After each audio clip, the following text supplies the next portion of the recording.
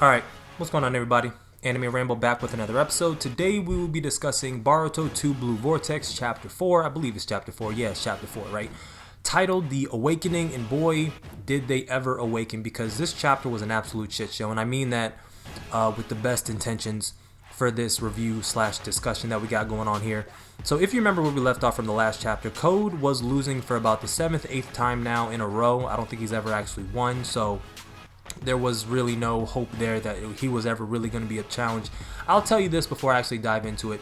If Code is stronger than Jigen when he has his limiters removed, he is giving a bad reputation to Jigen in his true power level, because nobody has needed a significant amount of power to actually defeat Code since his limiters have been removed. Damon handled him perfectly fine, Boruto handled him perfectly fine, Kawaki handled him perfectly fine. This is all after his limiters are removed, keep that in mind.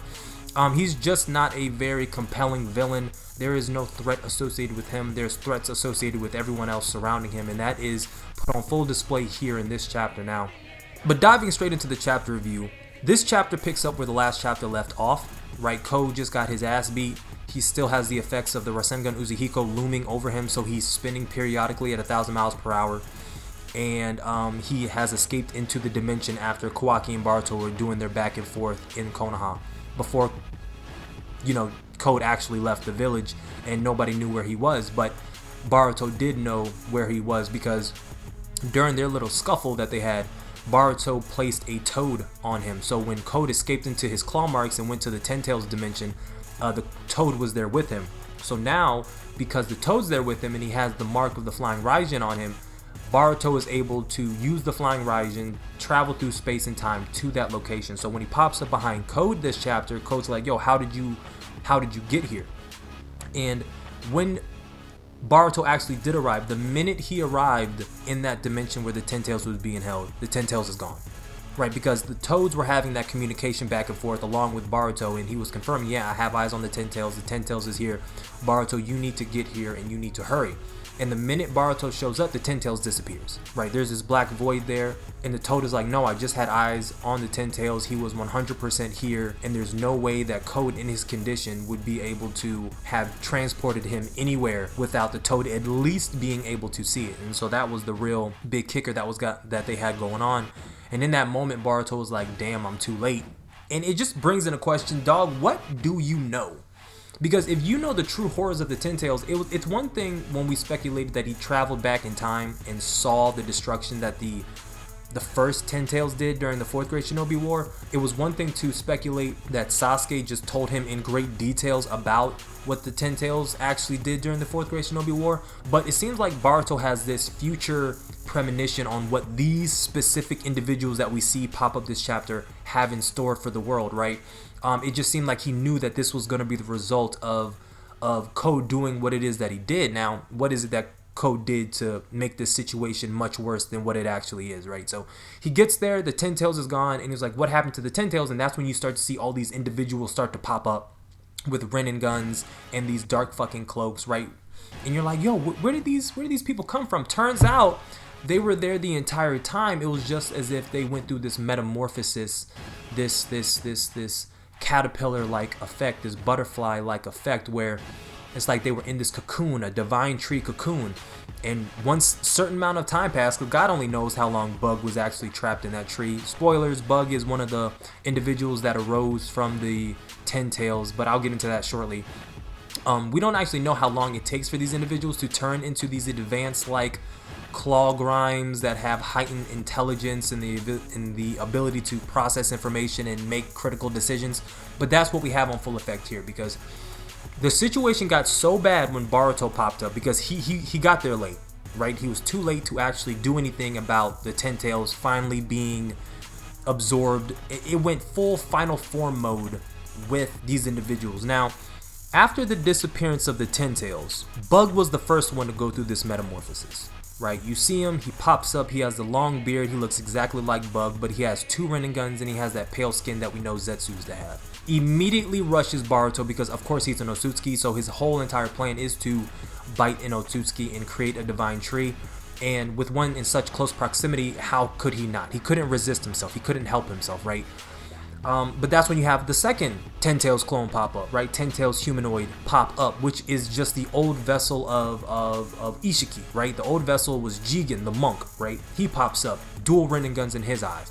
You have a third one pop up. It's Muigi, something like that. Konohamaru's female teammate that he had in the Leaf Village. She pops up, or at least a Clogrime slash whatever they want to be called now pops up. Again, dual Rinnegan, and then of course you have your cloaked masked figure, the one that looks big and bad, the one that nobody wants to have issues with. This is actually, when Boruto saw that cloaked figure, again, this is what I'm talking about when I said earlier. It just seems like he knows more of the future than he does of the past. You see what I'm saying? He looked at the cloaked figure, the one that emerged from the Ten Tails dimension, and he had true terror on his face. It's the only time you actually see emotion on this man Boruto's face over the course of all 4 of these chapters. That time, and when he actually saw Himawari for the first time, when she popped up last chapter. That was when you saw another instance of him having emotion on his face. So he's not entirely out of the question when it comes to emotions and humanity. He's not broken that much, okay? But nonetheless, this was not a situation that Boruto could handle on his own. He couldn't handle this situation so much, he actually rescinded the Rasengan Uzuhiko and was like, look, I'm not going to be able to defeat them on my own, I need your help. But Code was like, nah, because my plan is still for you to become a divine tree, so why would I help you if they're doing exactly what it is that I created them to do? Why would I stop them from doing what it is that I need them to do, which is bite you and become a divine tree? And then he was like, heh, I don't think I'm going to help you.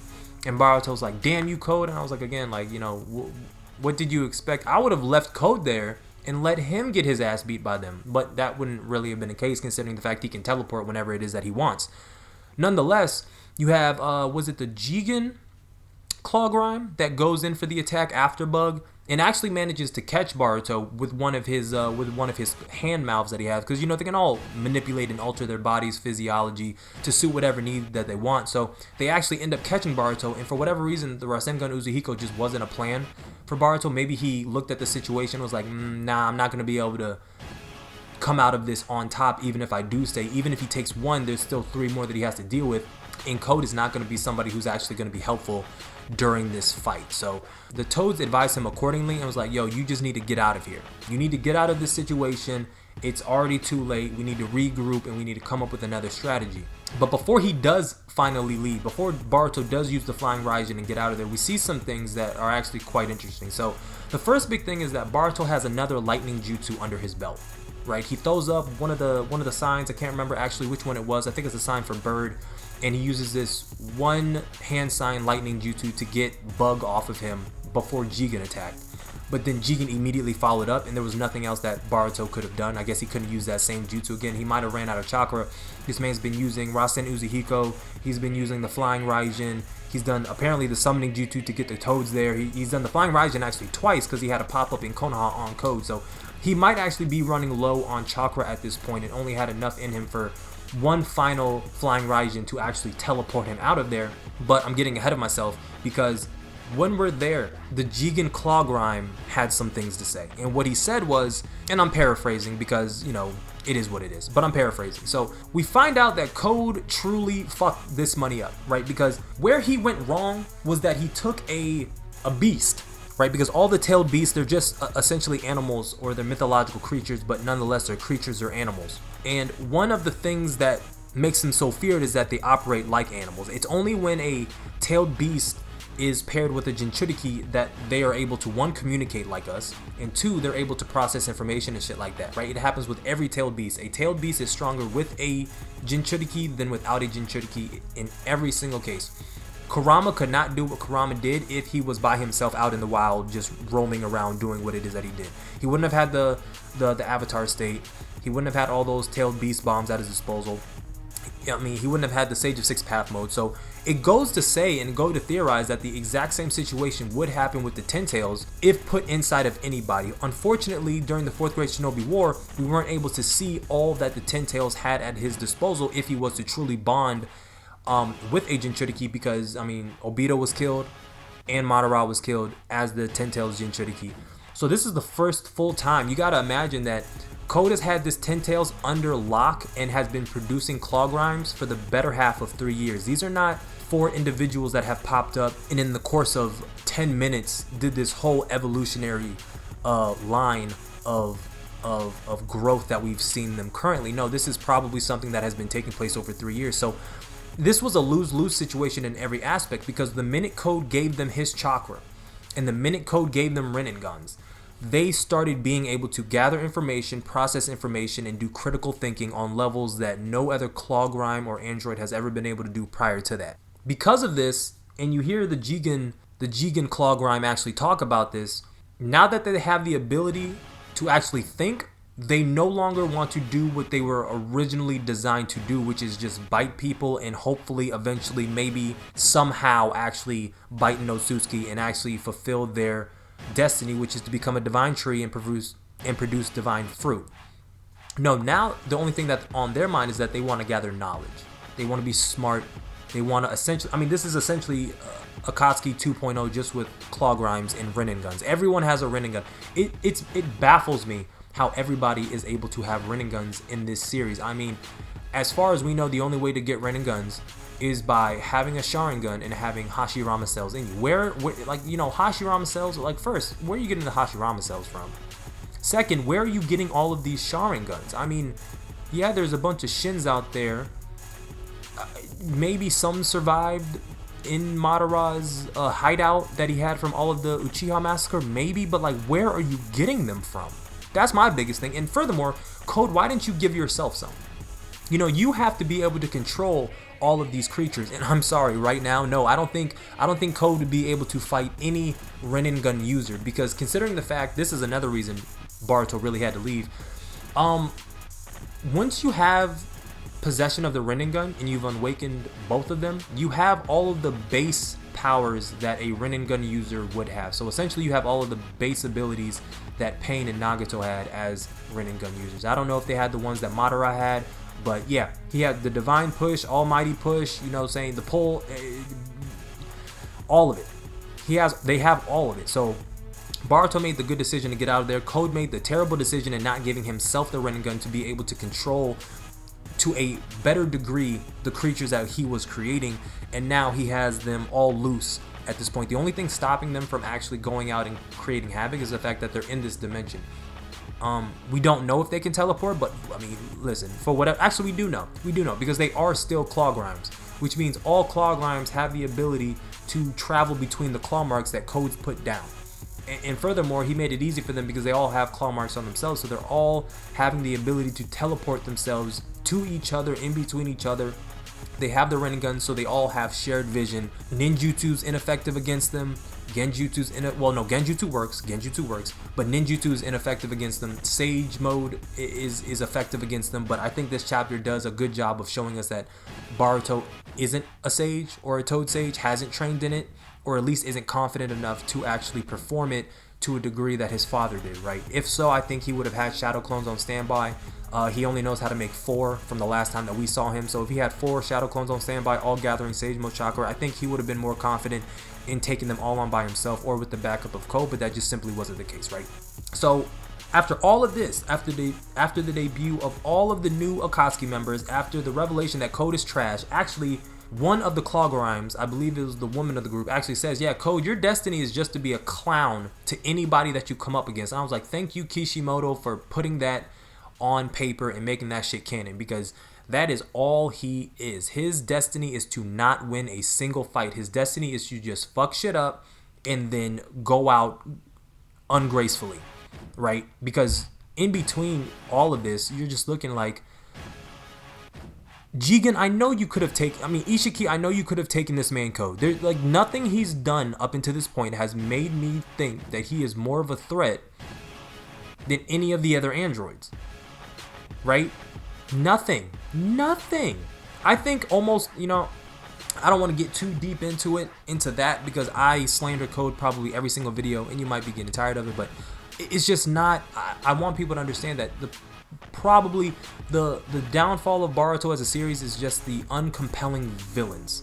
The Akatsuki, for a large part of anime, is considered one of the best villain groups of any anime, period, flat out across the board, right? There are some other ones that you can put into contention for it, but it's still always in the conversation. The Akatsuki are always in the argument as just one of the great groups. So Kishimoto already had his hands filled trying to find villains that could actually compete on the same level as the Akatsuki. He had that with Ishiki, he had that with Momoshiki, because they actually instilled fear to at least some degree in readers' minds when they actually popped up on the scene. Code doesn't give that same effect, and everyone's scratching their head like, okay, where is he supposed to be stronger than Ishiki at? Because I don't see it. Ishiki, what power did you see to where you thought that it needed to be sealed off? Nothing has shown so far. Nothing at all. So after all of that, after they have their dialogue, Boruto leaves, Code's still there, the Ten Tails has dissolved apparently, he's not there anymore, and you have the revelation, what we have all been waiting for. Who has been teaching this man all of these jutsus and all of this shit? It turns out it was actually Kashin Koji. And maybe 1.5 of it is Sasuke, because we do see Sasuke at the end of this chapter too, but he's been turned into a divine tree. So since chapter 1 of Boruto 2 Blue Vortex, we've all been sitting around like, okay, where is Sasuke? What has happened to Sasuke? He got turned into a divine tree. We're inclined to think that the person who turned him into a divine tree was Code. I guess at some point Code did press and find Boruto and Sasuke. He ran up on them. He clearly has some claw grinds, because the only way you're getting turned into a divine tree is if a claw grind actually bites you. Boruto wasn't strong enough. Sasuke took one for the team. He got turned into a tree. Boruto fled. I don't know if Kashin Koji just was there looking at Boruto and Sasuke, and then finally, oh shit, things are getting real. Boruto's gonna die. Let me intervene. And then he intervened with Boruto, saved him, fought off Code, left Sasuke, and then reverse summoned him to where the toads live, and taught him some of the jutsus that he knows. But a lot of questions have been brought up. Boruto came back, he knew the summoning jutsus. We can now assume that it was Kashin Koji that actually taught it to him. Boruto learns the Rasengan Uzuhiko. Kashin Koji taught him something to improve the Rasengan that he currently has now. Is it possible that he taught him Sage Mode and he knows to a degree some of it? Yes.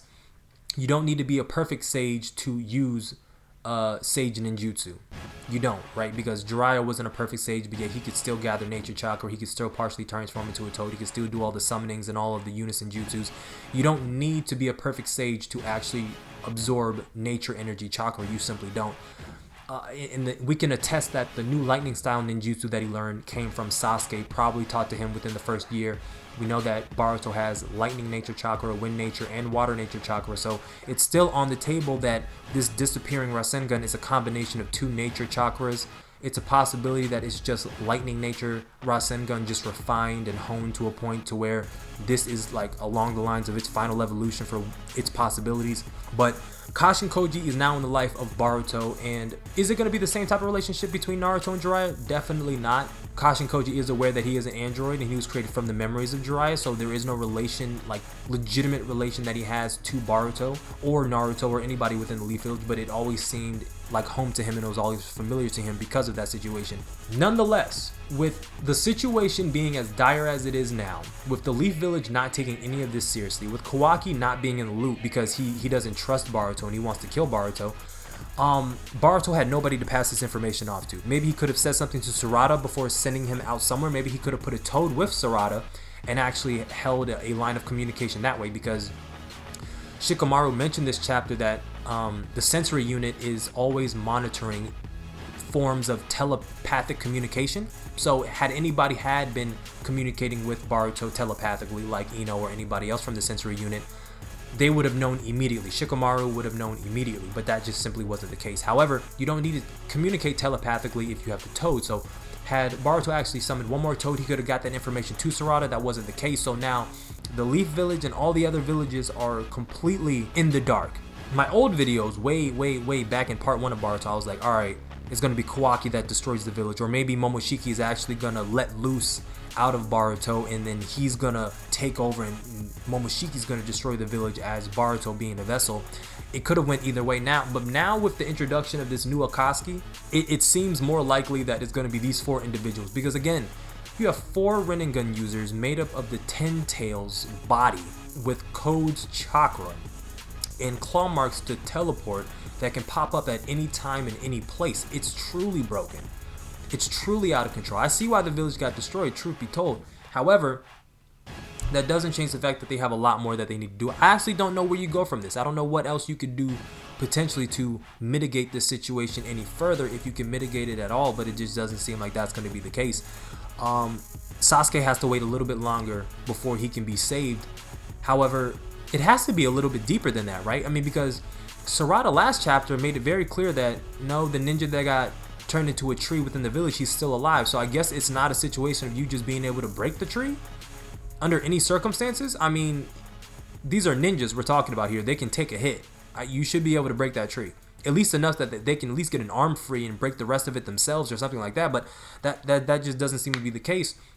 There's also the talking point that we have to talk about, just about how long it actually takes for these individuals to turn into divine tree soldiers or divine tree ninjas. I'm gonna start calling them that, divine tree ninjas, right? How long does it actually take? But we don't know how long Bug was there as a tree. We don't, right? Was he there for 3 years? We don't know. Why hasn't Sasuke turned into one of these creatures after about 2 years? Maybe it is 3 years, because Sasuke, he's probably been a tree for about 2 years, 2.5 years. The guy in the village has only been a tree for about maybe an hour or so. Maybe 3 years is the time frame that it takes for these individuals to go through their entire metamorphosis. But it leaves more questions than not, because I take it back to what I said about Boruto only being afraid really of the masked divine tree ninja. He was nervous about them all, but I feel like that was more of a situation of him being outnumbered. I wouldn't personally think he could take on one, but considering how the pacing and the power scaling of this series is going, I would not be surprised, because I mean, at this point with Boruto after his time skip versus Naruto after his time skip, Boruto knows so many more jutsus than Naruto did after his time skip with Jiraiya. It's like, as many jutsus as Boruto knows now, that's how many jutsus I would have liked Naruto to come back to the village with between Naruto and Naruto Shippuden. Granted, he was gone for 2 years versus Boruto's 3 years. However, when Naruto came back, he just simply didn't know enough for me to feel comfortable with him taking on just about anybody. He was banking heavily on Kurama, but even then, right? Because Naruto came back, what did he actually know? He knew how to break basic genjutsus. He had a little bit more taijutsu experience, and he could make a bigger Rasengan. That's about it, right? In contrast to how he was towards the end of the war, he knew Sage Mode, which for whatever reason, Jiraiya just never thought to teach Naruto. When you had him for 2 years, you never thought to teach him Sage Mode. He didn't know any variants of the Rasengan. Kakashi had to teach him about adding Wind Nature Chakra to the Rasengan. He didn't even know his Nature Chakra, and he was with Jiraiya for 2 fucking years. It's a lot going on, right? Naruto wasn't equipped coming back. He was down the war, but you have Boruto here who is just about his shit, and unfortunately he doesn't have the backing of the Leaf Village, so it's really just him and Kashin Koji, and maybe Sasuke if they're able to break him out within the coming chapters. But I think I've rambled on long enough. If you made it to the end, thank you. If you are new, go plus ultra and smash that subscribe button. Lets me know you rock with the content that I put out on the channel. Like the video if you like the video, dislike the video if you dislike the video. Comment on the video your thoughts about what you think is going on and how you think this is going to be resolved. What do you think the actual time frame is for the divine tree to produce divine ninjas? Because it's all over the place. We don't have a time frame, so I can't even really worry about the ninjas who are in the tree, because we just simply don't know. It's possible that Sasuke has another year before he goes completely divine tree ninja on everybody. It could be next week, it could be a month, we don't know. But Code is still vastly unprepared. He's under strength. He is fodder. He is elite fodder. He is frontline main antagonist fodder, but he is just a clown, to put it in the words of Muegi. He is a clown. There's nothing special about him, even down to the way he looks and dresses.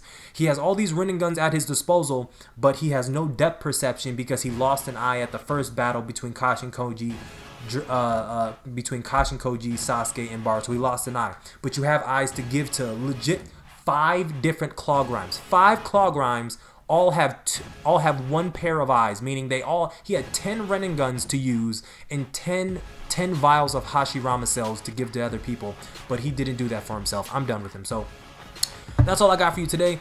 Like always, until next time, I'm out.